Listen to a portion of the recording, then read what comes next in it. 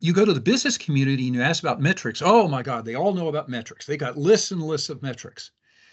Then get to the decisions and say, do you have a little red book with a list of what decisions you make? And they give you blank stares.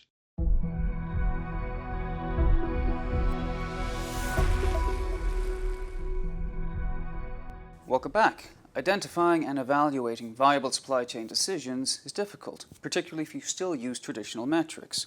Warren Powell, today's guest, has spent 40 years analysing decision-making across various complex fields. As well as that, he's written 5 books, about 250 papers, and is a retired professor from Princeton. So, Warren, first of all, welcome back to Lokad. And secondly, for anyone who might have missed your first appearance, could you please reintroduce yourself, give everyone a flavour for what you've been up to? Well, thanks for inviting me back. I've had an interesting career. My career started when freight transportation in the United States was deregulated. And so I got thrown into this industry called truckload trucking. And one of the first issues they talked about was uncertainty. And how do you plan under uncertainty? And that pretty much ended up defining my career. I went around a number of various applications. I have ended my career helping my startup Optimal Dynamics in truckload trucking, which is what started my career. And we're using a variety of techniques. But fortunately, I've been able to work on enough different applications to realize there's more than one tool in this toolbox of uncertainty. So I'm looking forward to this discussion. It's nice to talk to other people who share my passion for modeling uncertainty. Well, thank you. And you mentioned Optimal Dynamics. You're the Chief Innovations Officer, the CIO. I'd never heard that term before. Could you explain what it is you do? They like to call me Yoda. I'm not involved in any of the management. Nobody works for me. I have 5 of my former PhD students working there, and I pretty much work with them the way I did when I was a professor in the lab. I wait for them to put up their hands and say, hey, we need some help. And so otherwise, I spend my time thinking about things and also thinking about new directions for the company if the opportunity arises. But every now and then I do get pulled back in to help with a problem, and I've come up with a few new innovations that have helped out. But I'm really here to help the company when they need help, and otherwise I like to stay out of their way. And I've learned that as an academic, one of the biggest challenges, especially when you're working with bright people, is to know when to help and when to stay out of their way. And so fortunately, that's given me a lot of time for book writing and things like that. Well, actually, mentioning book writing, one of your books, we have it on the table here, Reinforcement Learning and Stochastic Optimization. That is one of the things that we were most interested in talking to you about, your approach to decision making. And I know you have an interest in the distributional or probabilistic forecasting approach that Lokad does. So I guess to get the interview started proper, what is it about distributional forecasting that fascinates you so much and led to this conversation today? Well, so the biggest challenge when I turned to modeling my truckload problem. So in trucking, truckload trucking is very sparse. You might have a load going between a pair of cities, or you might not. When you send a driver, here in the United States, say from Chicago to Atlanta, when you arrive at Atlanta, there's loads going in various different directions. You may have a load going to Texas, or you may not. So if you have something that's 0-1, what do you forecast? Do you do 0 or 1, or do you forecast a 0.2, which is the more realistic expectation? There was a company here in the United States, Schneider National, that back in the 1970s saw that deregulation was coming in. And they worked with a faculty member at University of Cincinnati on building early optimization models, but they were all deterministic. And somebody from Schneider visited me at Princeton and looked at me and said, and this was somebody with a master's in operations research, and says, Warren, truckload trucking is stochastic. We don't know what loads will be available even tomorrow. We'd love to know what would be the value of giving a shipper a discount if he would tell us the loads in the future. And I remember sitting at that dinner conversation going, oh my gosh, what a great question. It's not that I don't know the answer, it's that I don't know how to think about it. Later in the 1980s, I wrote a paper that I call my museum paper. In fact, it's on the internet as the museum paper. I have 5 different ways of modeling these truckload trucking problems, all dealing with uncertainty in a different way. And I was fully aware none of them would work. And so there I was, late 1980s, going, I don't know what else to do. Nothing coming out of the academic community is working. So that started this multi-decade process of where I would sort of get a handle and I'd have these aha moments. And so I had a big one early 2000. Schneider actually came to me and says, hey, Warren, we really need help. Could you build us this model? That model ended up being the foundational software for optimal dynamics. But even since that model was built, which could handle uncertainty, that was when my work in approximate dynamic programming came out. I would say that every few years, I would have another one of these big aha moments. In fact, even since I've graduated, I've had a few more aha moments. I mean, this field is just stunningly rich. And I keep having this, oh my gosh, I never thought of it that way type of moments. Joannes, does that track with how you got to probabilistic forecasting? A lot of aha moments? Yeah, I mean, kind of. It was for me. It was slightly, I would say, a slightly different journey because Lokad, when I started 2008, I actually went straight with the mainstream supply chain theories, and so it wasn't so much as somebody walking to me and even pronouncing the word stochastic. I'm pretty sure that most of the people I had met, until very late in my life, if I had pronounced the word stochastic, they would not have been sure if I was talking about something like a variant of elastic or something. But anyway, I mean, they were smart, but they were not, they were not statistician or probabilist or whatever. And so my path was more like during the first few years of Lokad, I actually applied those super deterministic methods with quite success as an enterprise software vendor, which means that you manage to actually sell your stuff. Doesn't mean that it actually works. That's two different metrics. You can succeed as an enterprise vendor and still, have nothing that actually works. There are competitors who made, their entire career of doing just that. But so it took me actually a few years to realize that it just wasn't working, and it would never be working. That it's the sort of the mainstream perspective, supply chain perspective, which is built on this, fully deterministic perspective that there is no uncertainty and whatnot. That I would say success wasn't around the corner.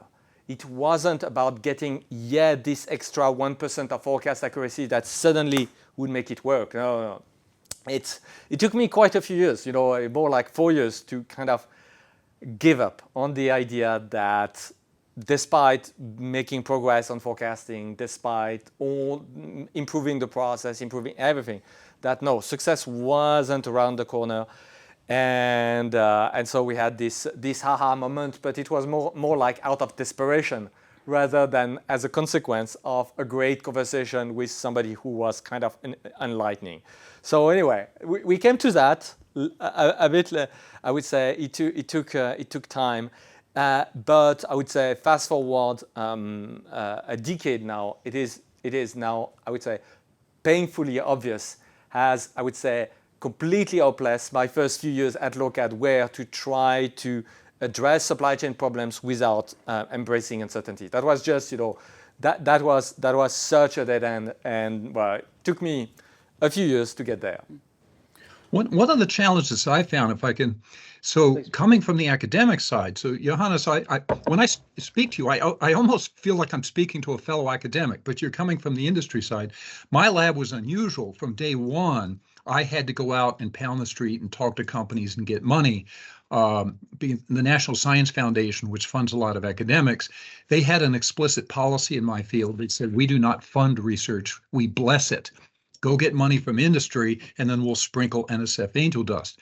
But we have way too many academics, and it still persists today, where they're not working with industry. So they work with made-up models, and they prove their theorems, and they run their numerical work, and it's all entirely within the academic community. And this is particularly true of stochastic optimization. It's not that true with machine learning. Machine learners go out, they get real data sets, they fit models. It's not even true with deterministic optimization. There's no shortage of real-world deterministic optimization. But what I like to now call sequential decisions, by the way, gets me away from that word stochastic, there's just something about that field where there's this oceans of papers, of models that have been made up by academics where they don't really understand what the real problems are because they're hard to work with in industry. And you have to get companies, and I've had companies, they had to work on what they later called the bleeding edge, where, they had to be the company where I learned what did and didn't work. So it's really a problem with how academics work. And one thing that I had a successful publishing career, but boy, toward the end, I was like, it's a bit of a game. To get published, you have to follow a certain style that the journals want. And the stochastic optimization community is not one community, it's over a dozen. And they all have their own languages and styles and little tools and techniques, and they're all very proud of it, and they prove their theorems, and they even run numbers. But almost none of it is working in practice. Well, thank you. And just to underline the point there, that the difference between a purely academic approach and a more practical one, we were talking about the deterministic approach to forecasting versus distributional or probabilistic. I'm just going to use the term probabilistic for ease. Warren, to you first. To sketch out for people who might be hearing this for the first time, again, this dichotomy, what is the difference from your perspective in terms of the deterministic approach to forecasting versus the probabilistic, and why is the probabilistic, let's say, superior in your opinion? Okay, so anytime I meet anybody from business, he used the word forecast, I immediately say, okay, he means point forecast. So everybody loves a point forecast. They want to know, I'm going to sell 500 widgets or 2 cars, or there'll be, 6 truckloads of freight. They love that number because it's actionable. It says, oh, there's going to be 6 trucks, so I have to have 6 drivers. So the challenge is, and by the way, this happens every day in truckload trucking, you'll have a hot shipper, but he knows he's one of your top shippers, and he will call in, and to quote the words of one dispatcher, he says, look, this guy can call in needing anywhere from 10 to 20 trucks. Well, that's pretty frustrating, but that's the real world in dispatching. But in the forecasting models, all the mathematics is designed to come up with a single number. But people also like a single number. It's actionable. It's easy to understand. If you say, look, it'll be somewhere between 10 and 20, how many drivers am I supposed to have to meet a demand that's somewhere between 10 and 20? Well, I will tell you what the truckers do. They'll say, well, that's a really important trucker. Maybe I won't have 20 drivers, but maybe I'll have 17.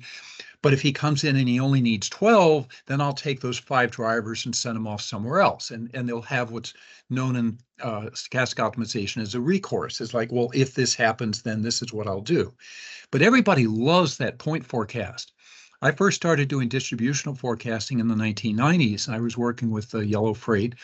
And I said, look, I'd love to do confidence intervals.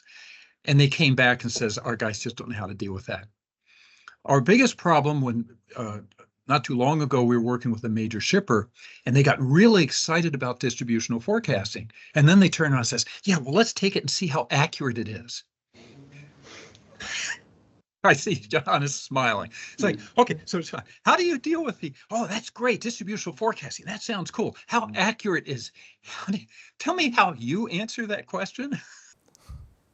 Yeah, I mean, with either something like cross entropy or any other metric that works for probabilistic forecast, CRPS is another one. But indeed, that's the case. Is that when you enter the realm of those probability distributions, you still have metrics, but they are not like those easy intuitive metrics that you can that literally you can take children from junior high school and they would get it. The norm 1, norm 2, junior high school, you kind of get it. What is the distance? When you go into probability distributions, to be fair, it's not that difficult. It's not, especially if you go for, let's say, maximum likelihood or something. It's not something where you need to have like a PhD in statistics to get it. But it will take it will probably take more than 2 minutes. And in intuition, you would probably need to, go through the motion of the formalism, and that will take, if you're something like half an hour, maybe 2 hours if you're very ignorant. But yes, and at that point, the business people, their eyes are glazing over, Yes. and they're going, "Oh yeah, I got that." So how accurate is it? Yeah, exactly, and that's indeed. But you see, that's something that is very strange. Is that this is about having a richer, from my perspective, those probabilistic forecasts. When we have those decisions that we want to optimize, it's about improving the kind of your depth of vision. What do you see? I mean, you're making a projection about the future, a statement about the future, but how not accurate, but how, I would say, complete, how much coverage do you have into your forecast? So it's something that is very unusual, because people would say with point forecast, they would have something that is like incredibly sharp. It's a bit like if you take a microscope and you just zoom 1,000 times on a point of your let's say your desk. So you can have your microscope, and then you look 1 square millimeter on your desk, and you have like perfect vision. But the rest of your desk, you don't see anything. And people say, oh, you know what? I think I need a bigger microscope so that I can look at this 1 square millimeter even more sharply. And probabilistic forecast is, no, you should probably have a look at the rest of the desk rather than concentrate on this one point that you already see quite sharply compared to everything else.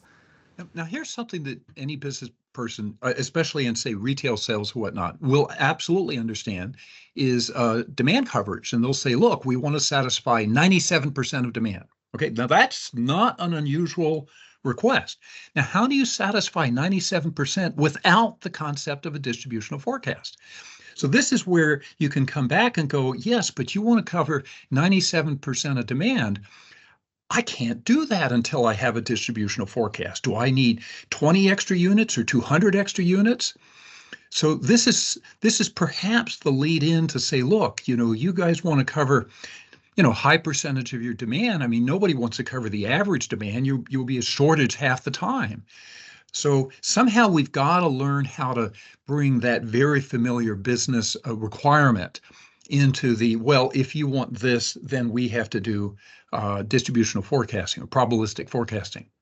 And the interesting thing is that once Lokad, we started doing that in 2012. And as a segue to your book, is that it took us actually a few years after we started to do probabilistic forecasts until we really managed to figure out how to do any kind of sophisticated optimization on top of it. Because you see, I would say probabilistic forecast was difficult to come to terms with the fact that we needed to do that. So that was, first part of my journey at Lokad, was to realize that that's what that was what was needed.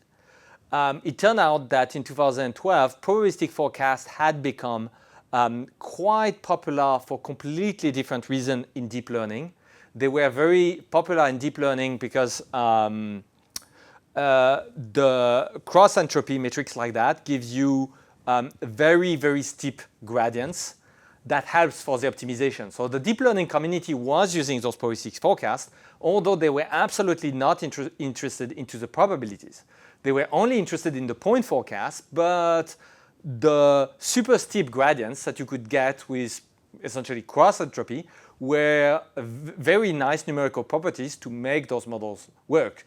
So that was like, okay, a little bit, I would say, of a deviation. Lokad, we started to use those probabilistic forecasts for their own sake, as opposed to just being like a nifty numerical tricks for gradients.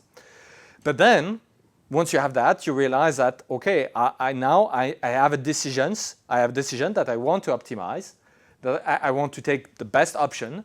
And obviously, that's a repeat business. So there is like this sequence of decision.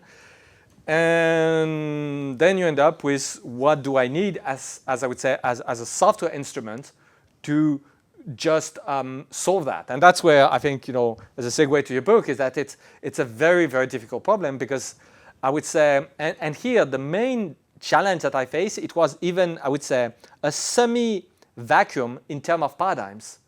There is not, like, as you said, you had like half a dozen of communities where you could publish, But there is, to my sense, even today, there is not yet, I would say, a really unified community that just, I would say, take those problem with uncertainty that where you want to do optimization and just run with it. It's just not there. So it was like a hit or miss. I had done a little bit of reinforcement learning. I had done classical optimization. That was so my challenge was really those, I would say, those lack of paradigms, and that's quite interesting in this very heavy 1100 pages, is that you actually go and propose your own paradigms to just think the domain through and just slice and dice the domain, and yeah, I mean it's still this book is still kind of one of a kind. There is not that many. I mean, if you want to have a book about, let's say, classifiers, there is for machine learning there will be 500 books that give you all the classics from classifiers, from linear classification to support vector machines and gradient boosted trees and whatnot. There is like 500 books that frame the problem, classification and whatnot. Here, it's still very much, I would say, it's still something that, well, sorry for my very long answer, where the community is still just not looking at the problem yet.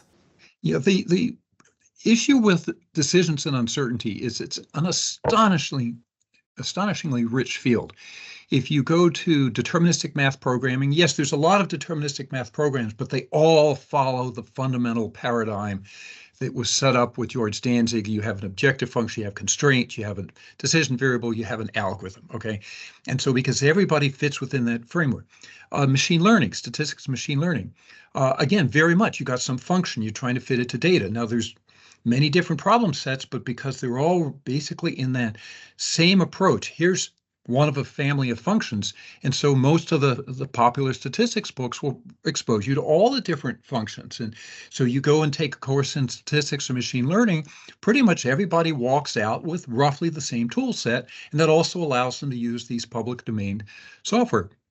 Once you mix decisions and uncertainty, back in 2014, I gave this talk, a tutorial at Informs, and I call it the Clearing the Jungle of Stochastic Optimization.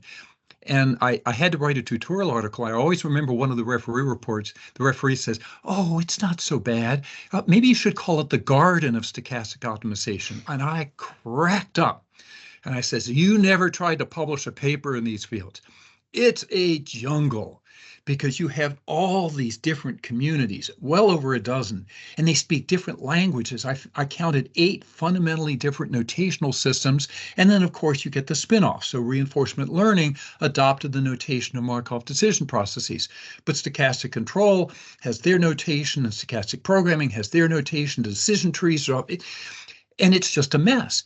But each one has a fairly substantial community, so they have their group of people that all speak the same language, and when you write papers, they expect certain things. I ran a lab that was big enough and diverse enough. So while I started and ended in freight transportation, in the middle, I ran a whole energy systems lab. I did a whole pile of work on optimal learning and material science. That was a neat experience for a while. E-commerce, finance, and I have at Princeton you have to do undergrad senior theses. So I supervised about 200 theses, and I'll tell you, when you supervise enough students and do a wide enough variety of problems, back in the time when I had just written my ADP book, and I thought, wow, ADP is great. Look, I can optimize trucking companies, and this isn't fake. This is for real. There was a time when I would say, but this is not just some joke application. This is a real industrial application. It must be able to do everything. Boy, was I wrong, okay?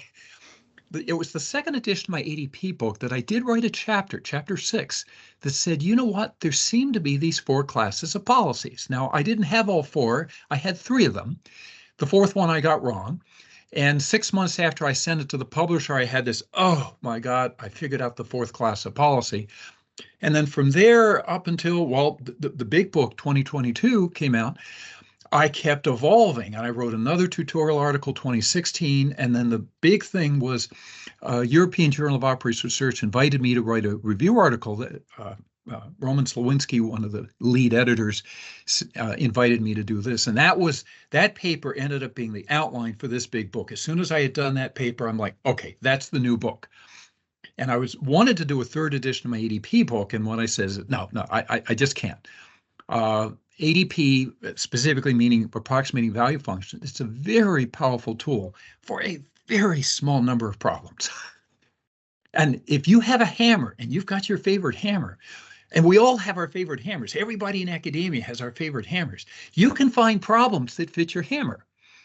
But if you come from an application area, take a rich application area like supply chain management, well, you're going to need a toolbox. You can't go into supply chain management with some hammer, and I don't care what hammer you have. You're going to have to go in with a full toolbox. And that's where because doing distributional forecasting is nice, but at the end of the day, you do have to make a decision, which means you're making a decision under uncertainty. Well, if I can just follow up there, because perfect segue, when you talk about the toolbox and you talk about the emphasis on probabilistic forecasting providing something that is actionable and people wanting something actionable, well then could you please unpack the toolbox and explain in the supply chain management context how your universal framework for sequential decision making actually leads to better decisions? Well, one of my biggest transitions, I have this PowerPoint slide that I love. I got about 15 books on it, all of them dealing with some sort of sequential decision problem. Mm-hmm.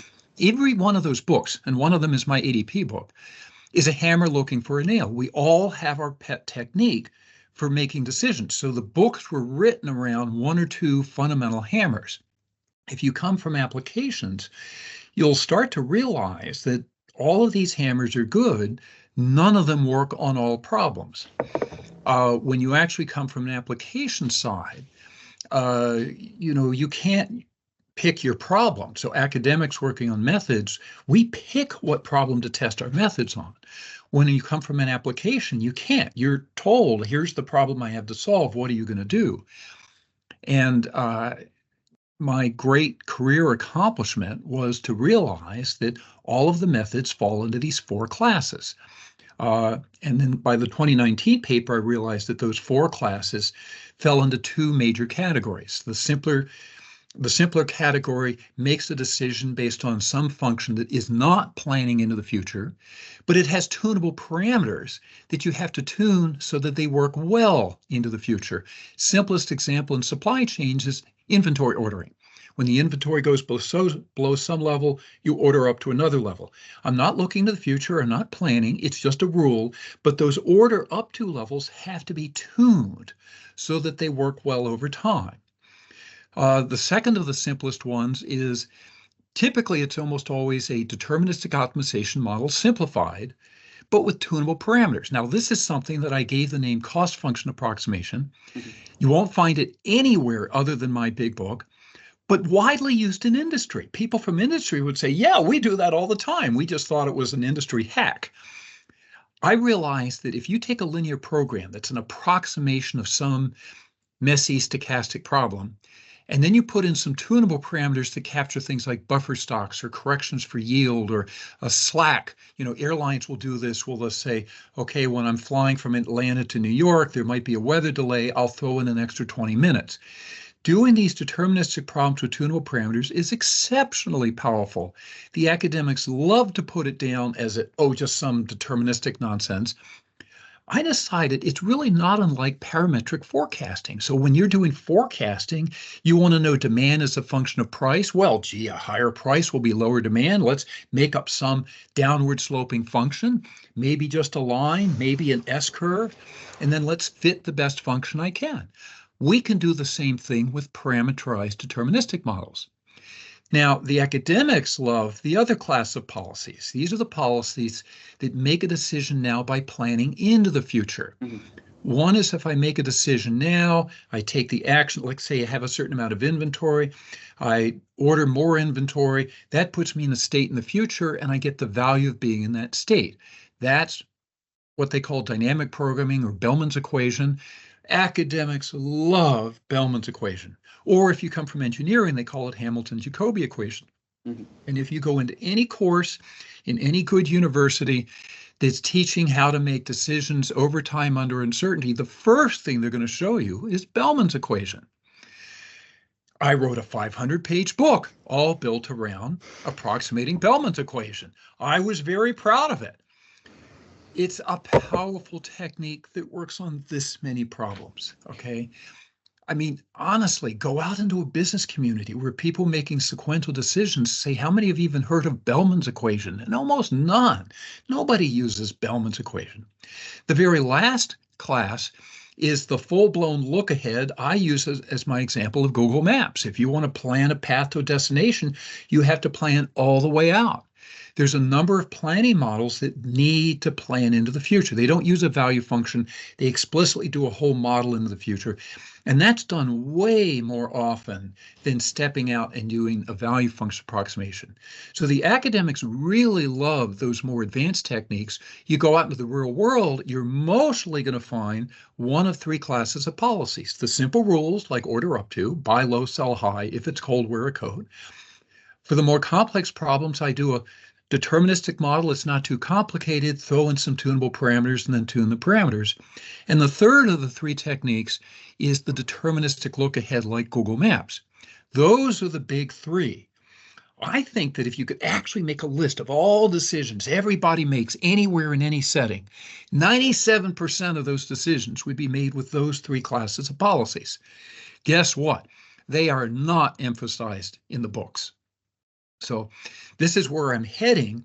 And by the way, a lot of this thinking, I'm going to actually attribute to, you won't find that particular discussion even in my big book. So that's going to have to wait for second edition. This is my aha when I said, you know, let's take the four classes of policies. Let's take the look ahead and split it into two, deterministic look ahead and stochastic look ahead. Now I've got 5 policies. And I said, which of these are used most?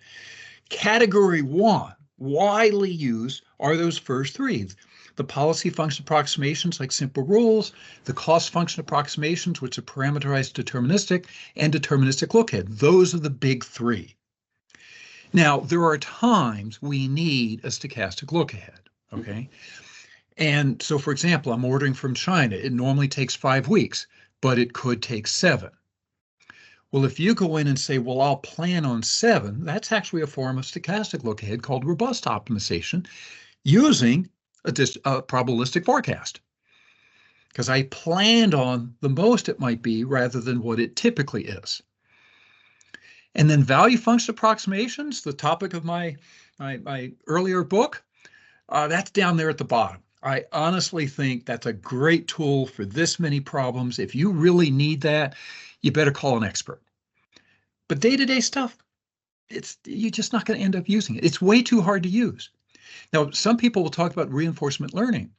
Reinforcement learning in the early days was just another name for approximate dynamic programming. They were just different words for the same thing. The RL community has discovered just what I discovered. They found, wow, this doesn't always work. And if you go from the first edition of Sutton and Bartow's book, where all you'll see is approximate dynamic programming, and go to the second edition, if you know what you're looking for, you can find all 4 classes of policies in their second edition. But I still think most people, when they say you're using reinforcement learning, they mean approximate dynamic programming. So the computer scientists are so much better than the rest of us at marketing their tools. Well, thank you. I'm going to immediately throw it to you, Joannes. I mean, does that align with your take on how we make decisions here at Lokad?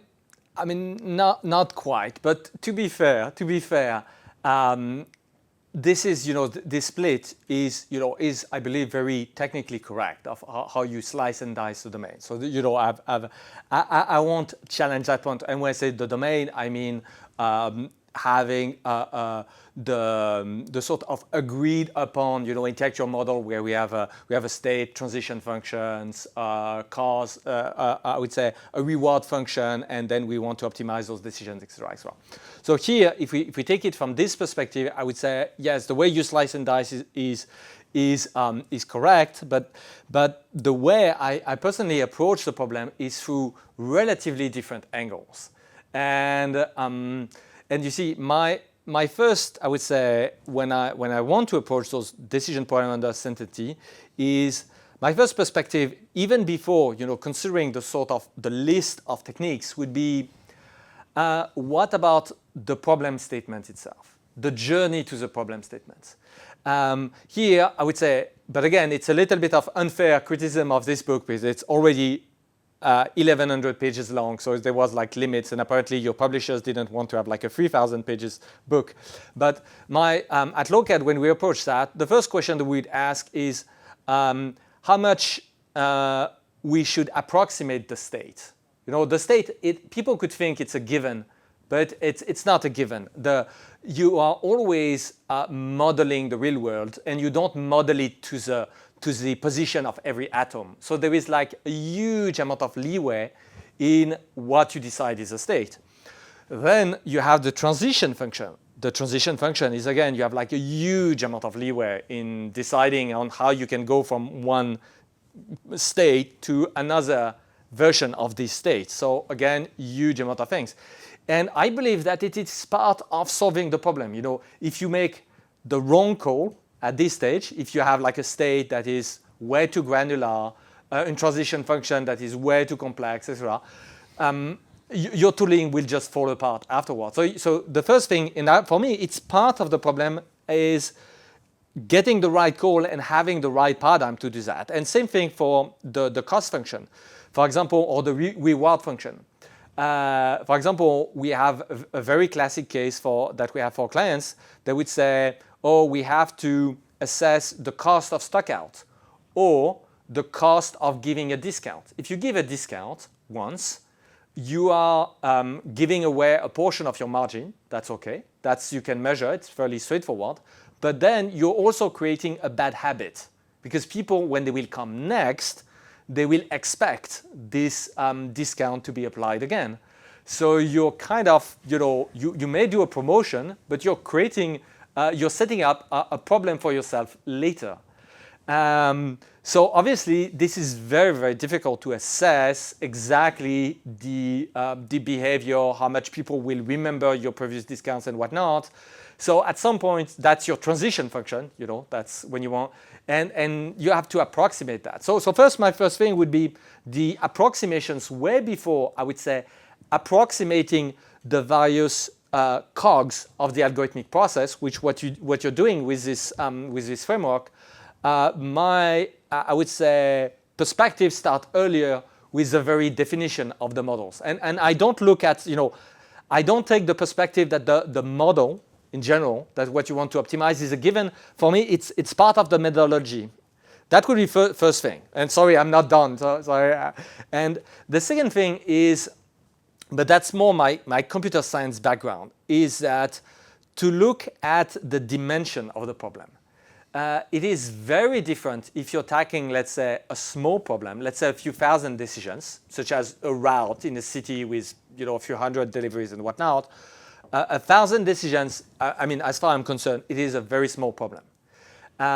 We have problems where we are up to 1 billion variables. If we're looking at a large supply chain, let's say hypermarket, you can have in one hypermarket, you can have 100,000 SKUs. If you have like 1,000 hypermarkets that give you, something like 100 million SKUs, and then for every SKU, you have like half a dozen of decisions, and then you will have to repeat that, a few weeks into the future. So you can end up with problems that are either like super small. I would say route optimization for me is like the archetype of the very, very small problem. And then you have problems that are very, very large, so large that they would not even fit in memory. So for me, that would be, sort of things where if I have to approach the problem, I would start to try to capture the sort of, I would say, key characteristic of the problem. Dimensionality is one of them. Another one of them, which is very important, will be how tough is it to kind of navigate toward a better solution. If I take those two examples, if you are looking with route optimization, it's something that is very, very nonlinear, very fragile. You just move, you swap two locations, and you can go from a super poor solution to a super good solution by just swapping 2 points. So you have something that is like your solution behave a little bit like a crystal. It has this kind of fragility. It's very easy to just disrupt the solution and have something good and go to something very terrible. On the other hand, if I go to this spectrum of problems with my, I would say, network of supermarkets, if I decide to put one unit that was supposed to be there of anything, to put it somewhere else, the problem is very unsensitive. You can go with a lot of leeway. So you want to have something that is a lot more directionally correct. So you see that so this spectrum goes from, I would say, crystal property to kind of mud property. That you have like crystal, something that is fragile, brittle, it will break easily, to things that is a bit like mud, clay, it is a bit shapeless, and you can just push the stuff, and it kind of, as long as you're directionally correct, it's kind of okay. So that would be the second consideration. And the third one would be the time characteristic you're looking for. Because time characteristic, it goes from piloting robots in a warehouse, many automated warehouses are now automated, where you want to have like constant time, constant memory answers within milliseconds. And when people say, your problem, you can do whatever you want, but you have 10 milliseconds. And if you don't give an answer in 10 milliseconds, we have all sorts of other problems. As opposed to another problem, which would be, let's say, purchasing for overseas, where it's going to take 10 weeks to come from China. So if your calculation takes 24 hours, it's like no big deal. We can afford those 24 hours. We have like no constraints whatsoever. So you see, that's a little bit how I slice and dice the domain. I understand that the way I slice and dice the domain doesn't say anything much about the algorithm that you want to use. But I use that as a way to kind of, eliminate what I will even consider as potential solutions for the sort of problems that I'm interested in. So I love you're coming from an application domain. One of the things that I found when I started writing my supply chain analytics book, this is the first book I've ever written around a problem class. All of my other books have been just fundamentally methods books. And it's a lot of fun. Now, give my big book credit for one thing. I have one entire chapter, 90 pages long, dedicated to modeling, but modeling in a very generic way, okay? I absolutely appreciate your whole process you were describing this as well, a state variable. I mean, it's sort of like, no, in complex problems, I have some tutorials where I say, look, we have 5 elements of the problem beginning with state variables, but when I do modeling, I do the state variable last, okay? And furthermore, it really is iterative. You're going to have a process where you're going to go through the modeling. State variable is just information, okay? So you go through the model and you say, okay, I need this information, this information, this information. There's my state variable. But for example, how do you make decisions? Well, it depends on how you're modeling, say, uncertainty. How do you model uncertainty? Well, it depends on how you're making decisions. So I described the process of modeling uncertainty and making decisions like climbing 2 ladders. Okay, don't come in with some incredibly sophisticated method for making decisions under uncertainty if your model only has a very basic probability model. Because with our complex problems, we can make models of uncertainty as complicated as we'd like. And generally, you're not going to start off with the most complicated model. You're going to start off with something more basic. And then you want to have something that makes decisions. Well, you don't need to do something incredibly complicated because it's just a basic model. So you do something like this. Once you've got a decent decision model, I can come look at my model of uncertainties because maybe now I want to get other metrics of risk. Well, now I want to have decisions that reflect risk. So you're climbing this ladder. And I'm sure your entire process at Lokad, it's been iterative. We always want the simplest model that solves the problem. The question is, what does it take to meet the business objectives? And that's a learning process. Absolutely, absolutely. And here I do give credit to your book. I think there is you're listing, I think, something like I forget if it's like 15 different types of uncertainty, and that's probably the longest list that I've seen collected. And yes, that is a very real concern is that when you say the uncertainty, people think, oh, you're just talking about the inaccuracies of the point forecast. And I would say certainly not. There is like so many sources of uncertainty that can be the price of the commodities you depend on that varies. That can be the labor force you depend on who goes on strike or just isn't qualified or just not there. It can be the possibility of having housing problems in your locations. I mean, this is looking at uncertainty just through the lens of the inaccuracies of your sales, because that's just one thing. Sales demand for sales forecast, sales point forecast. It's just extremely narrow. So yes, this is very, very good. But here, and I completely agree with you. I mean, being like super iterative at Lokad is exactly what we do, which raises another question, which is also a big concern, which is productivity of whatever engineers you have to put on the case to iterate faster. And that's where at Lokad, I mean, where it's a little bit strange is that the way we typically approach those stochastic optimization problems is identifying programming paradigms. Programming paradigms that let you, so we have like a collection. They are not unified. They are not like a nice, consistent thing. It's more like I would say a small library of stuff that you can use. And those programming paradigms, they just give you kind of an angle to go relatively swiftly in the implementation of your solver. And here I completely agree with the iterative process. And the challenge we have, I would say, from a business perspective, is that my clients are very impatient. So we need to iterate, but we need to iterate very swiftly. And the problem is that we are dealing with something that is kind of complicated. It's relatively hardcore algorithmics, and they need to get their algorithm implemented in finite time. And that's another consideration that is never discussed, is that many methods that I've seen in those books, they work if you have super smart university professors who have like a decade to implement the algorithm.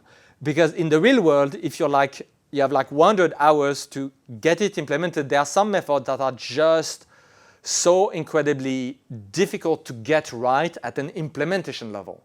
And so that's why having those programming paradigm is also having a way to kind of dumb it down so that you can code it in a way that will actually work in production in a finite amount of time while iterating on the stuff. Toward the end of chapter 11, I think in the very last section, I have a subsection on the soft issues of evaluating policies. So in the book, everywhere, I always write policy optimization is maximize over policy's expectation of something, ... Well, toward the end of chapter 11, which it can be downloaded from the website, I have about 5 different qualities, like methodological complexity is one of the qualities. I mean, sorry, when you look at a method, absolutely what you just said is very important. Computational tractability, transparency. Oh my gosh, because we've all coded algorithms and the answer comes out something and we're scratching our head and the customer doesn't understand. And you want to be able to say, well, here's why it came out that way, because it might be a data error. It might be a rule change. I mean, at Optimal Dynamics, we get this data from trucking companies and we're running all the same war stories that you're running into. And when they don't like an answer, they would like it to be fixed pretty quickly.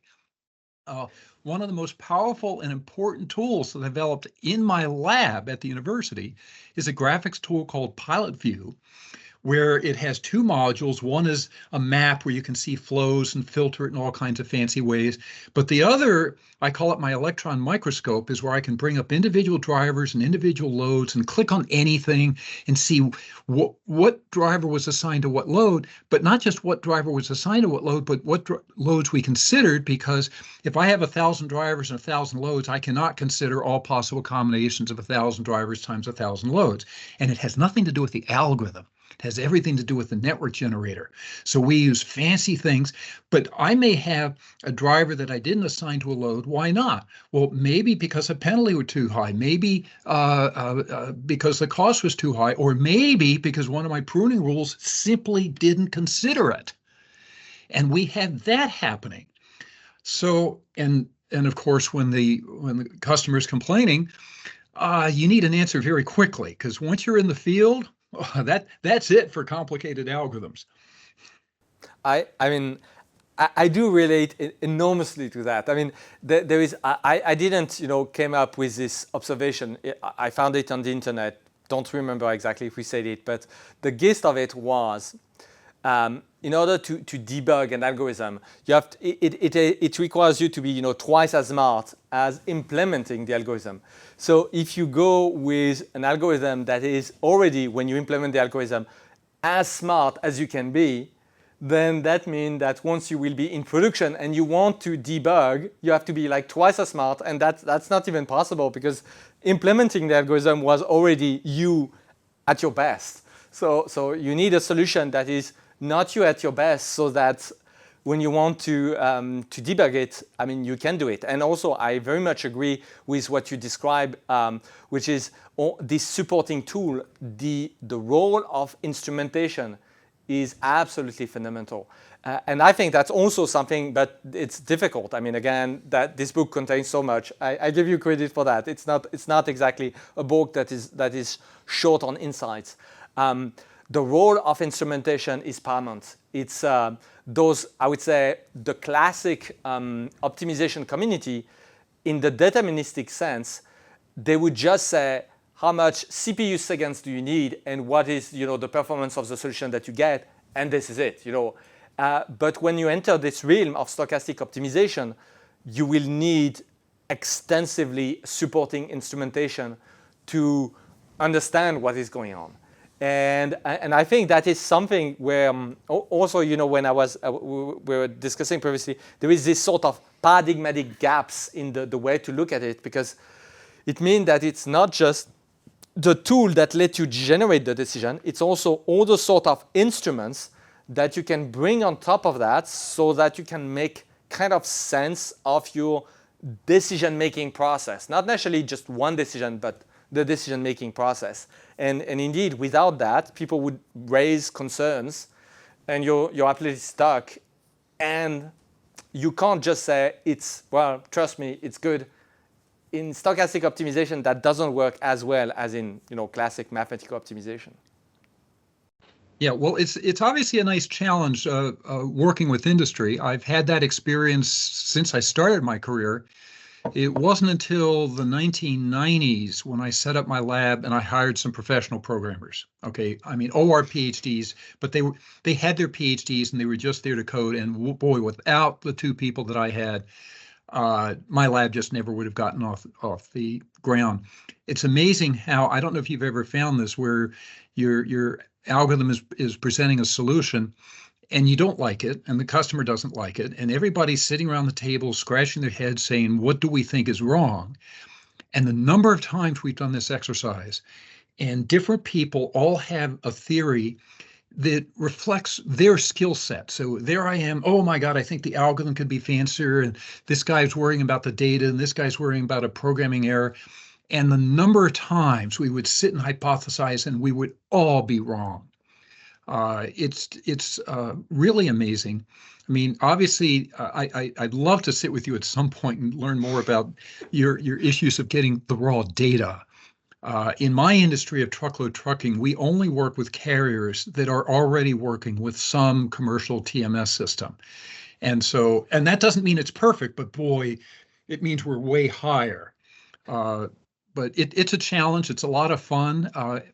One thing I wish we could do more of is challenge the academic community with the real world problems. And I sort of gave up on the academic community. They're not in there to solve problems. They're in there to prove theorems and write papers.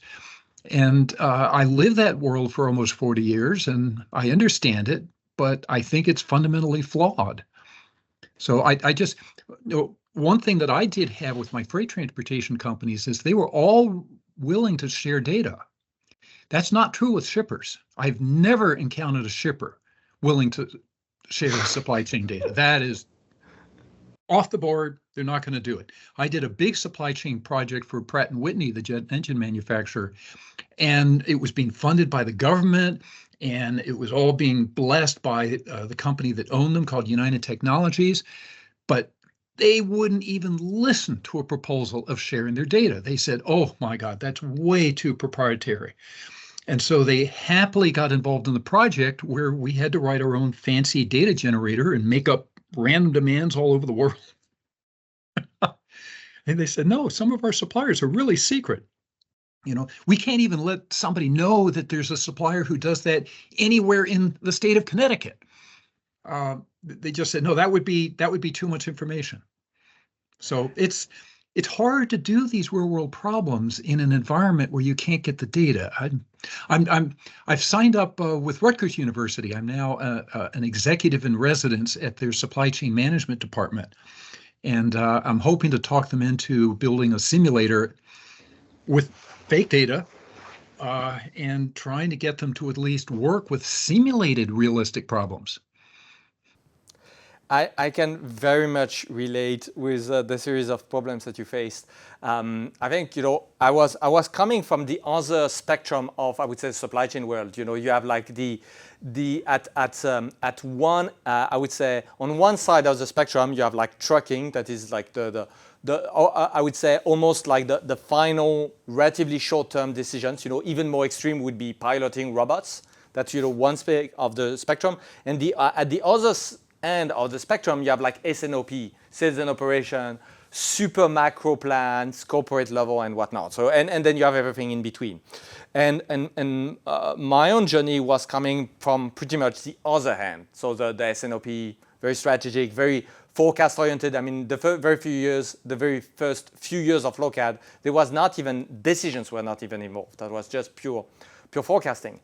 And back to your concern, my problem was that I was seeing in academia, by the way, I'm PhD dropout, so I'm not like a proud, I didn't make my own PhD supervisor proud. I dropped out shamelessly from my own PhD to create Lokad.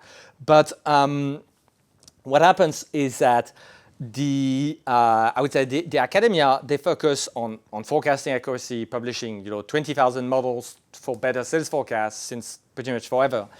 And what happens in the industry is that when we have exactly the situation that you described, 10 people that sit around the table, they look at the problem from their angle.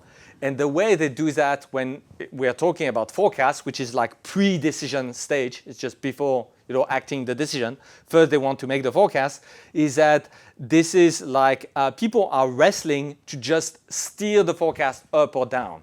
And what you would get into s&op is that you would have salespeople who want to sandbag the forecast. So they want to have a very low sales forecast so that they can exceed expectations. And then you have like manufacturing people who wants to inflate the forecast. So because if they inflate the forecast, they will have more budget for their manufacturing assets, and thus whatever order they finally get to manufacture, if they have like more capacity, it will be easier.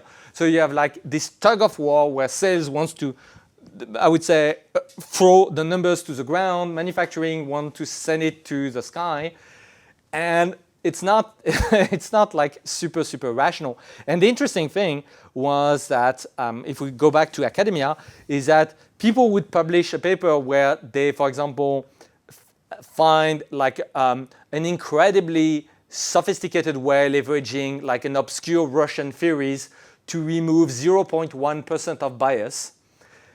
And then you end up in this room with a tug of war where people are literally saying, I want minus 50%, and the other guy say, I want plus 50%. So that gives you, you know, the sort of disconnect. And yeah, and to access the data, yeah, I mean, it has been always incredibly painful. One forecasting question, and I'd love to know what you do with this. So there's a lot of math on taking history to forecast the future, but we know that a lot of times the future is likely to be very different than the past for any one of a number of reasons.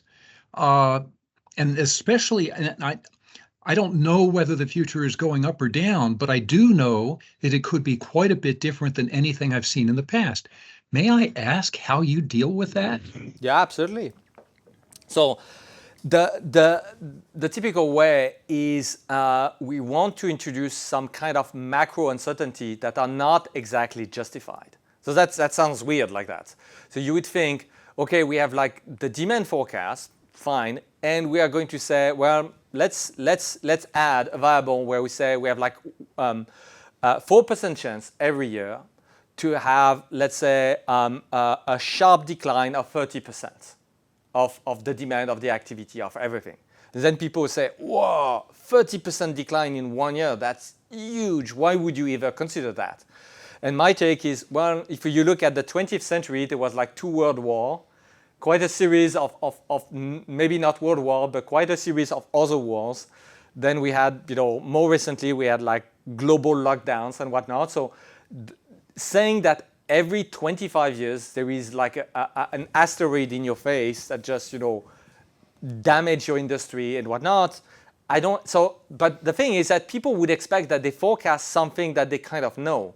And here we say, well, no, you don't really need to know exactly. You could just say, we are going to assume that you have like a big disruption, whatever it is, and then we are going to made up numbers. Those numbers are completely made up, 4% annual probability, 30%, you can change that, and you can say 5, and you can say 50%.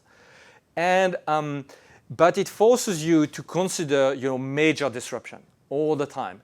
And same thing about, we were serving, for example, clients in aviation. People would say, oh, it's not that frequent, but it is that frequent. Because when you look at industry, for example, the 737 MAX of Boeing that was grounded for my client that were serving airplane and who had like dozens of those airplanes, that was, a major issue.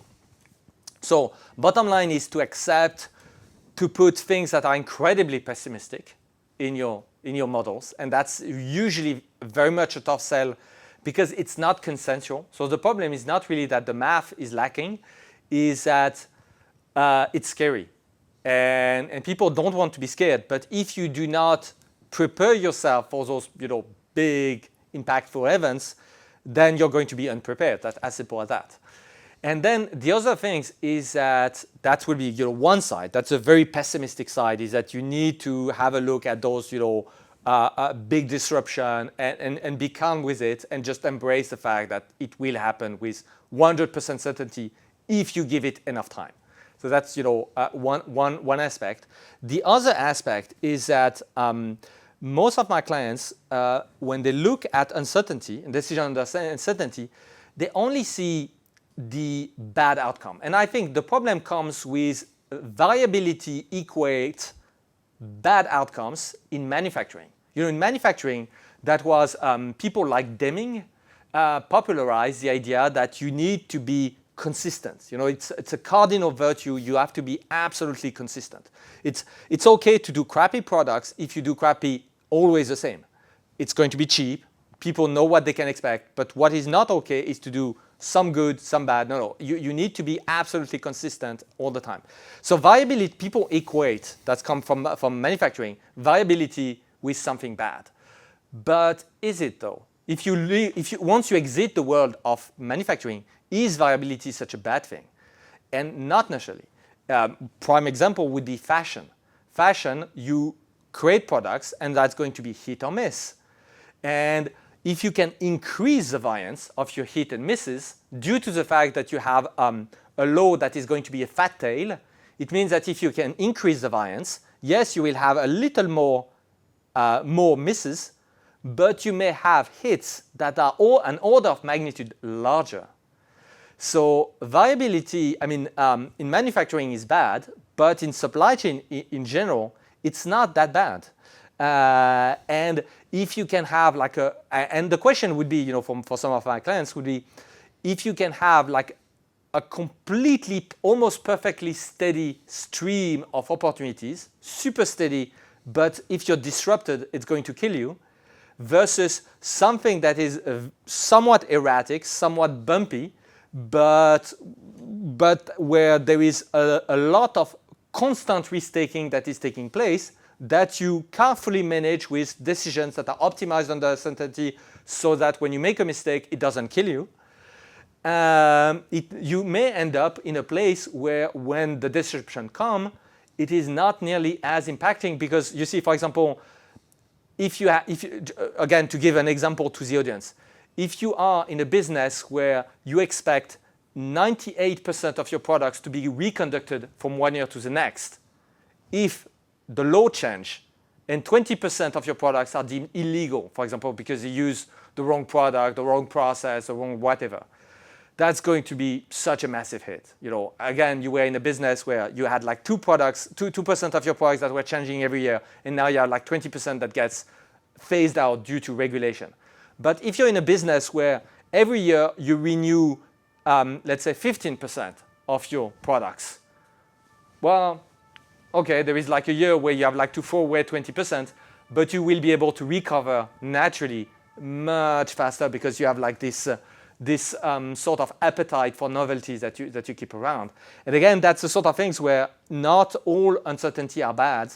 Sometimes, chasing a little bit, for example, in forecasting, most people hate, forecasting practitioners hate forecasting new products because they don't have any history for the time series.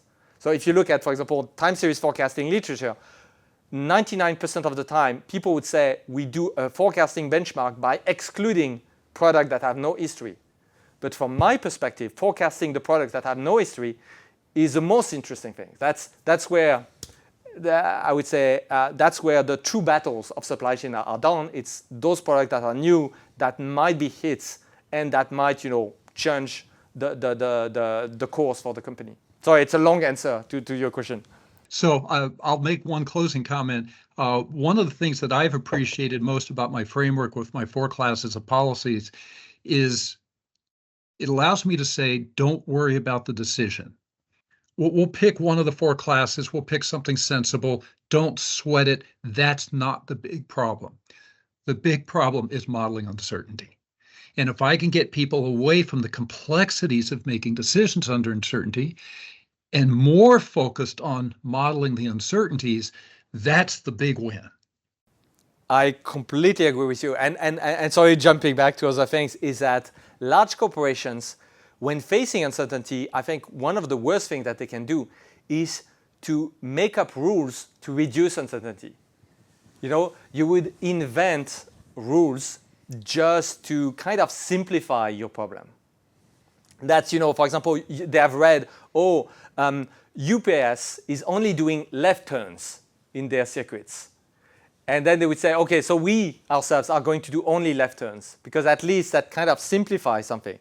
And you see that's the sort of things when you had so much potential and options that, so much uncertainty to deal with, that and I think one of the most adverse way to approach the problem is to invent a whole series of constraints that are completely made up constraints so that you have a problem that becomes more manageable. And to segue into your frameworks, I would say that's really the wrong sort of way because there are options to deal with the true problem. So don't start inventing constraints just for the sake of it, just because you're scared that there won't ever be any solution to be able to consider your problem. There is plenty of solutions, but you need to kind of, I would say, delay inventing rules and constraints just for the sake of kind of simplifying the resolution of the decision-making process. Well, I'm still here. And sorry, Chris. That's all right. I've made 3 or 4 separate pages of notes, but one of the things, and it's following up on, you use the term managing financial risk, and I've written trade-offs, business concerns, evaluating performance, and managing financial risk. So Warren, as a sort of opportunity to summarize your framework and your approach to stochastic optimization, I know that your perspective is one of managing business concerns and managing the trade-offs that are endemic to decision-making. So take as long as you like, but how exactly does, whether it's your lectures online, which I watched and are lovely, or the 1,100-page book, how exactly does your framework manage the financial risk associated with be it routing optimization or managing inventory or forecasting and managing inventory for products that we have no history for? Sure. So first of all, I'm very much, I think one of the byproducts that Joannes and I have, we both work on real problems. And once you work on real problems, you're going to come away with certain things that we all agree on. One of which is model first, then solve. You've got to understand the problem. You use the word risk, and that to me highlights you've got to talk about uncertainty. And this is way more complicated than a normal distribution. The statistics people, like, anytime you deal with uncertainty, the first thing they're going to do is introduce a student to the normal distribution. They'll say, okay, we have a mean and we have a variance. There's randomness around the mean. And they don't seem to recognize that the biggest source of uncertainty is the mean. We don't know what the mean is going to be. The mean moves around. Now, there's noise around the mean, but it's the movement of the mean that's the worst. And then these events that don't really belong in a probability distribution, they're contingencies. They're like, look, I don't know about a probability, but here's something that might happen.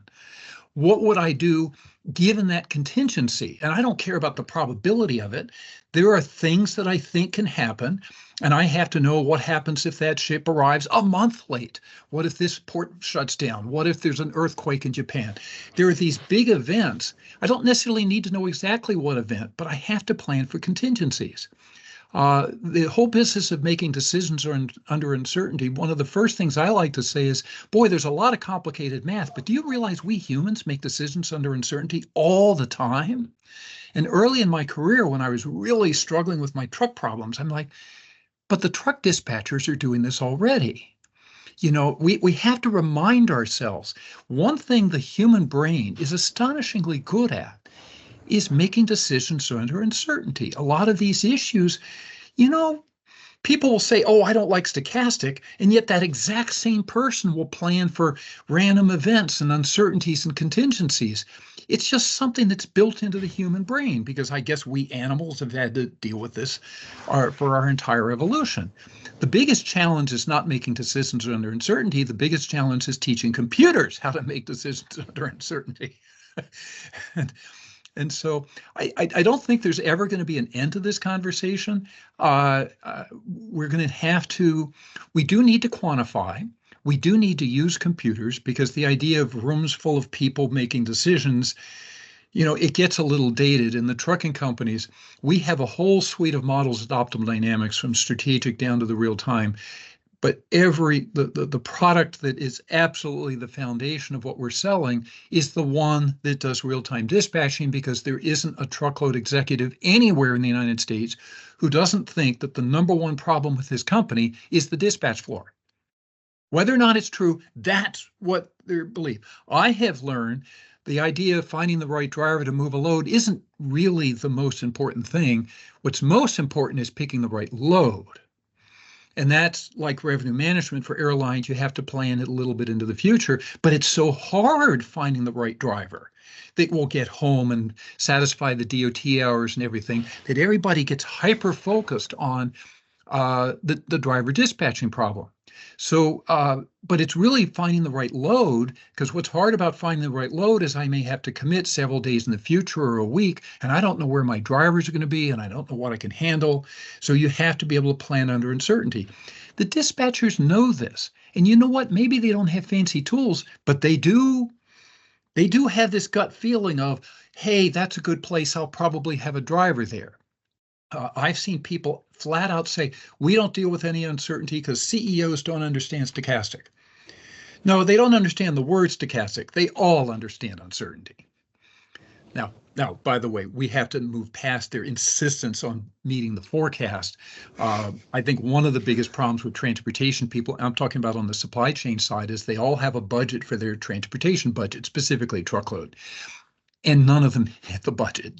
It's always some optimistic estimate of their transportation spend, and they always manage to spend more. And it's just seems to be something that comes with the space of being a supply chain guy who has to plan the transportation assets. So a lot of fun problems. I don't think we'll ever run out of things to say. Yeah, and frankly, to bounce back on your case of the human mind dealing with those decisions under uncertainty naturally, I completely agree, and I see this very peculiar situation where actually the toughest discussion are not with people that are not with business people that are fairly, I would say, uneducated in math, or at the other end of the spectrum that are like super educated in math. Those are, I would say, the sweet spots, the completely uneducated and the super educated. The difficult spot for me are the slightly educated. Because the funny thing is that I really bounced back on your comments that it is actually fairly hard to make a computer deal with uncertainty. I very much agree. And what does it mean for the, I would say, person that is slightly educated in the art? It means Excel, Microsoft Excel. And so the problem is, and I've seen that very frequently, is that they know, people who know, I would say, just because it's the way I think universities are set up, is just the way it is, they know a little, so they know Excel. And now there is this problem of looking at the universe through only the solution that you can think of. So you end up with, you have the layman who doesn't know anything about Excel, so it's just, like playing poker. He has become good through habits. He doesn't have like the theories, but he managed to, play a poker game and perform decently.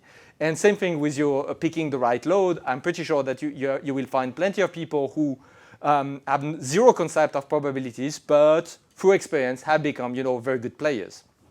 They have this intuition, although they don't have the formalism. And in between, I would say, you end up with people who know Excel and who say, okay, I need to implement this in Excel. And Excel is a terrible tool for that because Excel doesn't deal with probabilities. Excel is not geared to do anything that is like Monte Carlo. And Excel is like the worst sort of tool to do that. Excel is great to do your accounting, but absolutely terrible to deal with any kind of uncertainty. And so my toughest situation is like people who are like, I would say committed to the solution to Excel that if it's outside the Excel, and it can be outside either because it's like a just gut feeling, which is more correct than the Excel calculation, or because it's too sophisticated and doesn't fit anymore into the Excel calculation, there is like this strong rejection. So that's very interesting, and I very much relate. And I have this kind of middle segments of people who have like I would say committed themselves to Microsoft Excel spreadsheets, and that's where it is very much a struggle. And I think that most of when they say the CEO doesn't like it, very frequently I have found, that's my own observation, that it is a projection of their own, perception of the problem. CEOs are almost invariably, past a certain size of company, people who are excellent at dealing with huge amount of mess. I think it's very, very hard for anyone to reach a position of CEO of a company, let's say, a few hundreds of people and above, and not be just, I would say, completely unfazed through the fact that the world is super chaotic. That's literally your daily life is dealing with nonsense that is thrown at you all the time. So my take is that I've seen very frequently that when people tell me, oh, it's too complicated, CEO would not understand or whatever, no, it is more like their own fear projected into that. The CEO anyway has barely any time to understand anything about this company. So that's just going to be one thing out of 1,000 things that this person doesn't understand about his own company, and that's just not going to be the last. So that's my take. What do you think? Yeah, often CEOs are they come in from an entirely different level. They're focused on the big picture of the finance, especially the larger companies. The fine details of what goes on the operations floor probably was something they bypassed in their career. In the old days, by the way, in my day when I was going to school, a lot of even people from Princeton, undergrads from Princeton, might go work for a Procter & Gamble, and they'd spend 6 months on the factory floor and then winding up the management ranks. And so they would be on a fast track, but they were told to start at the bottom. That died in the 1980s. In the 1980s, when I started teaching at Princeton, none of the Princeton undergrads ever worked for a company. The hot thing was to go work for management consulting firms. And so they would get their field experience working for a management consulting firm, go back for an MBA, come back, work for a few more years, and then usually leave for a high-level executive position at one of the companies. So they bypass all those details. Your point about Excel. So when I worked in the trucking industry, the only people I have ever encountered were truckers. I mean, I'm sorry, dispatchers and low-level managers. There was very little people who could do even basic work on an Excel spreadsheet, whereas in supply chain, there's a million of them, all sitting there doing very basic stuff. Now look at the books. So as I'm getting involved in a real supply chain program at Rutgers, I've been going through all of these books, and either the books are math games or they really tone it down. So not only do you have these people who think they can do anything inside an Excel spreadsheet, the books only teach them stuff that can be done inside an Excel spreadsheet. And so I think we have more than just an Excel spreadsheet problem. We have to think about who's going to be solving these problems and using it. I very much aligned with you. It's like, well, what we need is good tools, where under the hood, the tools can be quite sophisticated, but they need to be easy to use. At Optimal Dynamics, boy, do we focus on trying to make our tools easy to use, but underneath the hood, as long as it works, people really do want the best possible solution. Supply chain, I feel like, as I start peeking at it and looking over the people's shoulders and saying, well, there's this interesting supply chain world. But what's going on is you've got, I don't know, I saw a statistic, 93% of people do their planning in a spreadsheet. Well, you're limited to what you can do in a spreadsheet. And so when you start talking about, even running simple simulations, but I mean, I can do a simple inventory simulation spreadsheet, but let's start talking about introducing long lead times and multiple suppliers. And well, that gets beyond the ability of a spreadsheet really quickly. It also gets beyond the ability of the people who are coding that spreadsheet and who think that they can do it on their own. I have a former PhD student. She's now our chief analytics officer, hyper bright.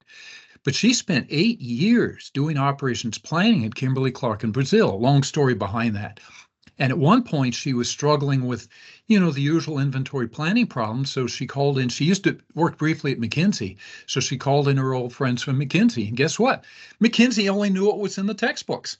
And she knew right away that they had no clue what they're talking about and kicked them right out. We're not teaching even the best and the brightest how to solve problems. I'm not talking about doing weird math. I'm talking about doing practical stuff, that kind of modeling that absolutely should be done to solve the problem. It's not being taught anywhere. If I may, it is being taught somewhere. Shameless plug. Yeah, shameless plug. No, I mean we have started a series of actually Lokad has started to teach in various. We have like half a dozen of universities. Mostly are around Paris, but we have also started a whole series of public workshops that we are giving. And we, by the way, we create workshops for pretty much problem-solving situations in supply chain. And one of the biggest effort that we have, biggest investment that we have to make, is to create data sets. So we create and publish the relevant data sets. And indeed, I mean, my own opinion was that creating fully synthetic data set is just too hard. So we just have to fully anonymize, with their blessing, existing customers so that we can take real data, make it completely anonymized, preserve the weird patterns, and wrap it into data sets, into I would say relatively small, well-organized data sets, so that students can tackle the problem without spending 3 months, dealing with loose angles on the data. But I very much agree. It is, and by the way, my 2 parents started at Procter & Gamble, and so I can very much relate to the sentiment. So you're teaching. Let me. What type of student are you teaching to, or in the schools around Paris? Oh, it's very classic. The French system is you have 2 years of prep school. So That's basically a national exam. So you do 2 years, national exams. Everybody gets ranks. By the way, your grades get published in newspaper. So if you get bad grades, it's in the newspaper. No pressure. And then there is what we call the Grandes Écoles, or grade school, but you can think of it as the mini French Ivy League. And then people go into those engineering schools. So I'm only talking, there is like 3 segments: engineering school, business schools, and then administrative schools. Here I'm only talking about the engineering schools. Engineer, okay. So at Princeton, I taught to engineers. Now that I'm getting involved with Rutgers, it'll be the first time in a business school, and I've already been gently warned that of all the different categories of students in the business school, so we're already talking business school, supply chain seems to be, the students who choose supply chain management tend to be kind of bottom of the list in terms of technical skills. You know, the ones higher up go into finance. And so there's a dribble down effect. And so I haven't started. I'm not going to teach a course. I'm teaching the teachers. Mm-hmm. But I will depend on them to say, look, Warren, we're just not going to be able to get away with this. One thing that I'm focusing on is I says, look, there's one very important part of my framework that does not involve any math. It involves the following 3 questions. And you cannot answer these, you cannot build a model without these 3 questions. And I realized even if you're not going to build a model, you should still, if you want to solve a problem, answer the following 3 questions. What are your metrics? What types of decisions are you making? What are the types of uncertainties? In plain English is the way we phrase it here. And so I'm like, no math, but these are the questions where if I want to build a math model, I still have to have the answers to those questions. So I've decided, so you go to the business community and you ask about metrics. Oh my God, they all know about metrics. They got lists and lists of metrics. Then get to the decisions and say, do you have a little red book with a list of what decisions you make? And they give you blank stares. So after this talk, Joannes, I'm starting to generate just a series of thoughts and notes that I'm going to share with the other Rutgers faculty. It's a Google Docs document. Mm-hmm. That can be publicly edited.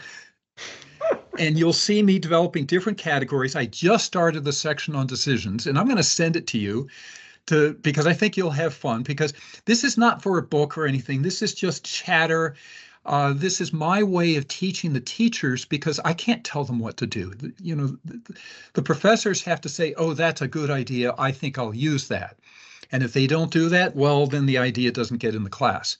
But I have to trust their knowledge of what the students are doing. But they do have, there's this one course on operations analysis, and that's the course where they deal with inventory problems. And I think you can imagine what's being taught there. It's a very basic presentation. And I'm like, I'm sorry, shouldn't we at least tell them how to, I mean, even in a spreadsheet, you can simulate a very basic inventory problem. I don't know. So I'll send you the link to the Google Docs thing. One of the things that I would love to compile, and I'm just starting to think about this, but I haven't done supply chain management my whole career. I've worked on a much wider set of problems. I want to just come up with a list of decisions. Now, this is not going to be a small thing. Decisions come in many flavors and categories. It's not all inventory. There's finance, there's informational decisions.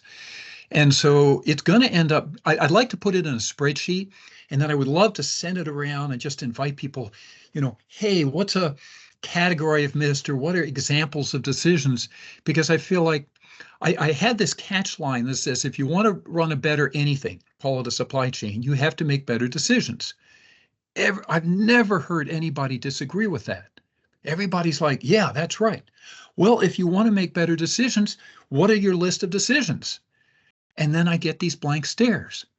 So I'm going to start off with a very non-quantitative. So this appeals to your sense of you got to model first. And I think a non-quantitative MBA, this is a good challenge for them, because answering, and then of course the uncertainties. Well, there's entire careers built on identifying sources of uncertainty for supply chains. But I really love the one about the decisions. Shouldn't we all be able to know what decisions we're making? And I understand why in business they don't, because it's like, well, that's somebody else's problem. I'll just evaluate how well he does. So business, it's entirely the language of metrics. But shouldn't there be a little red book somewhere that has the decisions?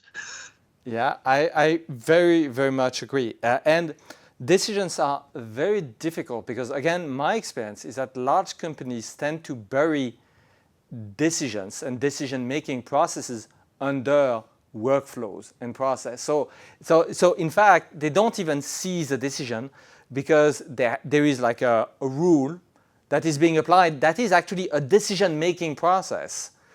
And exactly. And it's already so ambient that they don't see it anymore. It is just steering the company, so it can be a bad policy. It exists, it steers the business. It actually effectively delivers potentially thousands of decisions a day. And nobody even sees it. And the thing is that once it has been in place for a while, this thing doesn't even have like a command. There is nobody in charge of that just because it's part of like having fresh air in the building. It just happened. People don't even know exactly why. It just is. And so I very much agree with your idea of decision. It is difficult because people have like the wrong notion about decisions. They think a decision is something where there is a meeting, there is tension, and there is a boss. Argument will be presented, and the boss will decide. That's one type of decisions, but they are much more mundane decisions that are much more consequential. And when they are so mundane that you don't even see them anymore, that's very, very intriguing. Because of what you said, they've already chosen the policy. So once you Yes. fix the policy, it stops becoming a decision. Yeah. And actually, decision is not the decision. The decision is what policy. Now, let me just offer one other insight. I talk about the complicated policies and the simple policies. One line that I'm pretty sure I use in my big book is the price of simplicity is tunable parameters. Virtually any simple policy, like SS policies, have tunable parameters, ... and tuning is hard. So tuning is one of these universal types of decisions. It's an active learning problem. I'm giving a talk at a supply chain analytics conference workshop at Rutgers in June. And one of the things, I've got a whole section says, look, there's something that absolutely everybody, no matter what field you're in, has got to understand. There's a class of sequential decision problem that's called learning. Okay, and it goes under many names. It can be intelligent trial and error, or it can be stochastic search or multi-arm bandit, but they're learning problems. There's nothing physical. When you have something physical, then things get more complicated. But there's a lot of problems where it's not physical, it's just learning. You try this, oh, that worked, or it didn't work, I'll try something else. But it's a sequential decision, but the only thing you carry from one time to the next is what you learned and your belief about what works best. So sequential learning, I think this ought to be taught at the undergraduate level, not in one course, in a whole, you know how statistics is taught all over the place, all in different styles. I think active learning should be taught to anybody outside of English majors, okay? Unless you're sort of a raw humanities student, name me any field where you don't have to do some form of intelligent trial and error. This is a fundamentally human process. And there's tools for it that are simple so you can get people going. But where you realize, like, there's some basic policies called UCB policies that you can teach people in a minute. You just say, look, you had discrete choices. Here's how good I think each one is, but here's my uncertainty. And there's a simple little exercise that says if all you do is base it on how good you think it is, that can be seriously suboptimal. You want to aim a little bit higher. You want to aim at how good something might be. So that's an insight you can teach in a minute. People walk away, and yet there's subtleties that it's much richer, and it's like, this really needs to be taught. I very much agree. I mean, here, that's very funny because you see from a machine learning background, that Lokad was mostly, forecasting machine learning. The typical situation was due to the fact that those, policies, simplistic policies, were with tunable parameters that were never tuned in practice. What happened is that you can collect when you finally get your hands on the data set of a company. It's complicated, but Lokad, we finally get the data set. You apply your learning algorithms and you realize that there is very, very little to learn. just because actually the company has been operating on, I would say, with an incredibly rigid autopilot for so long that you can have, billions of dollars or euros of history, and yet so little to learn from because you've done only the same thing over and over and over with literally zero variations. So indeed, one of the challenges that we also face is that frequently when we want to actually learn, we have to start to explore and to add a little noise. And this is noise just for the sake of learning. So so you have to make sure that it's not too expensive and whatnot. But the idea of deviating from what is considered as optimal, they have no clue whether it's optimal, but it is certainly what the default, the status quo, the practice, deviating from the practice to explore randomly for something that is as abstract as just collecting information on what the landscape looks like when you deviate from what you usually do feels, I think, very, very baffling. And there is very few, I think, people who have gone to MBAs and whatnot that can just comprehend this idea of dropping tiny drops. Again, you don't need to have that many. If you're like a large company, even a very small dose of exploration, if you operate at scale, will already give you a lot of information over time. So, but the idea of just, again, that's the idea of in manufacturing, deviation is bad. So you want to be as rigid and as consistent as you want. But here, what you're dealing with active learning is to say, if you do that in supply chain, when you explore this real world, and you're so rigid and so you have so much integrity with yourself, so you're completely consistent with yourself, and you have this policy that remains immutable, you barely learn anything. And that is a very strange concept. And indeed, being introduced to the idea of active learning, that you can even cherry pick your deviations so that they will maximally inform you, so that it's not just do something random, but do something with an intent to learn something. I think the insights that you just articulated are so fundamentally important that they should be taught everywhere, in all kinds of fields. So many things. Not just in crazy analytic fields. Okay, you can teach that at a very advanced analytic level, and you can teach that at a very basic level. So depending on what students, I just don't know why this isn't being taught. I'm writing an article for Princeton locally to say, hey, look, 40 years at Princeton, guess what course we're not teaching? We honestly, about half the university it is involved in departments where there's some opportunity to do trial and error thinking of some form. Anyway, we can, you and I can, I'm pretty sure, go on for several more hours.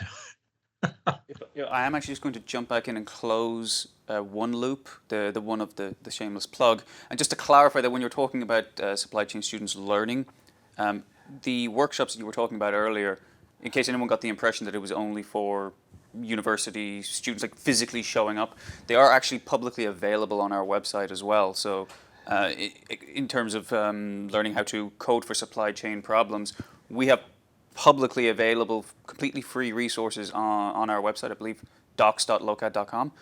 And those are guided exercises designed by our supply chain scientists to mimic the sort of decision trees that you're talking about. So if you want to, evaluate, perform a supplier analysis, we have a free guided tutorial for that, where you get to see all the snippets of code that's designed specifically for these kinds of problems, as opposed to, say, a rough approximation in an Excel spreadsheet. Now, I know that Lokad, you have your own PSO, programming language. Yes. Programming language. Yeah. Absolutely. So I found that very interesting. I love the resources that you're making available. We're trying to do something along those lines for trucking, but trucking is a very different business. We're trying to put very educational stuff. We would never attempt to put something like that. First of all, we don't have that simple bit of code. I think so. And there's nobody inside the truckload industry. One thing that's kind of neat about truckload trucking is, well, we don't have a lot of competition. It's not the scope of the truckload business, which in the United States is about $800 billion a year. I mean, it's a big market, but it's a tiny fraction of supply chains. Supply chain is a true ocean. whereas truckload trucking is, a C or something like that. But I'm going to bring your resources to the attention of the department at Rutgers, because I think that could be very interesting. Sure. I have to deal with the fact after the meeting. I have to deal with the fact that these are business students who have, I don't know who will, I need to get to learn their students. They also have a department of industrial engineering, and I have a feeling that's going to be more engineering level. I actually think that the two departments should work together, because that first step of those three questions, answering those three questions is really hard. Okay, it's you really actually have to know what you're talking about. So you need good, smart management consulting type thinking to answer those questions. Once you've answered them, now you need a different skill set to turn them into analytics and use a computer to help. So I'm hoping at Rutgers, I know people in industrial engineering actually quite well. The group that I don't know as well is the department in supply chain management, that seem to like what I'm saying. And I'm going to try to make the pitch that we pull them together. I think that's. We've been going for quite a while now, and I have exhausted all of my questions. But it is custom, Lokad, to offer the final word to the guest. So Warren, I'll allow you to close with any call to action or shameless plugs. Yeah, call to action. We don't mind those here. I mean, there is a clear call to action is to buy the book, which is a very, very solid, good book. I actually do recommend that people do not start with the big book, that they start with a book that they can download for free. tinyurl.com/SDA modeling. That's the book I wrote for the undergraduate class. It's called Sequential Decision Analytics and Modeling. And I work with a publisher. They don't pay me anything, but they allow me to download, offer the PDF for free, the published version. And this is the book. It uses a teach by example style. So other than chapter 1, which says here's the unified framework, and there's inventory examples in there, every chapter other than chapter 7 is just different examples, all written in the exact same style, with an emphasis on modeling. So I have my 5 elements: state, decision, information, transition, objective. And I always start with a narrative, a plain English narrative. And then I have the 5 elements, and then I say a word about modeling uncertainty, not very much. Then I say something about, hey, here's a way that we might make decisions. By the time I've gotten to chapter 7, I have given examples of all 4 classes of policies. So chapter 7 says, hey, let's pause for a bit. Let's look at what we've just done. And the remaining chapters 8 through 14 are simply more advanced examples, including the beer game. So beer game is my opportunity to do a multi-agent problem. One of my favorite chapters in my big book is the last chapter on multi-agent. And I'll tell you, I wrote that chapter and says, boy, if I were starting my career over today, gosh, multi-agent would be so much fun. And of course, in the supply chain world, everything's multi-agent. I mean, that almost defines the problem, that you don't have one. Like in my trucking work, even though there's different managers, we roughly act as if the trucking company is a single agent. Supply chain, you can't. I mean, it just doesn't work. You've got to model the fact that you've got all these interacting components, which opens the door to modeling who knows what. So now you're modeling organization of information, not just, ordering inventory. So this is just such a fabulously rich area. I look at 70 years of textbook writing and realize that our books seem to be so far behind what's required to really solve the problem. And I'm a little surprised by that. It's a kind of a neat opportunity. I wish I was a couple decades younger. It's great that you're doing this TV series. I'm going to definitely promote this. I'd certainly like to send this link around, but I will also point people at your website, because I love your academic style. Optimal Dynamics is a great company. I can't do much of a shameless plug because it's really focused on truckload carriers, but I will give Lokad the shameless plug of, I like your style. I talk about you guys because it says, look, they've got a very academic point of view. I love how you like to share. Academics love to share. I mean, yes, we'd like to make some money, but we still can't help sharing our ideas and being very proud of it, as you should. So I appreciate that, because I've gone through your website with care, and yes, it's helping me learn things, and pick up on your style. And Thank you very much. I don't have any other questions, so Joannes, I'll say thank you very much for your time. Warren, thank you so much for yours, and thank you all for watching. We'll see you next time.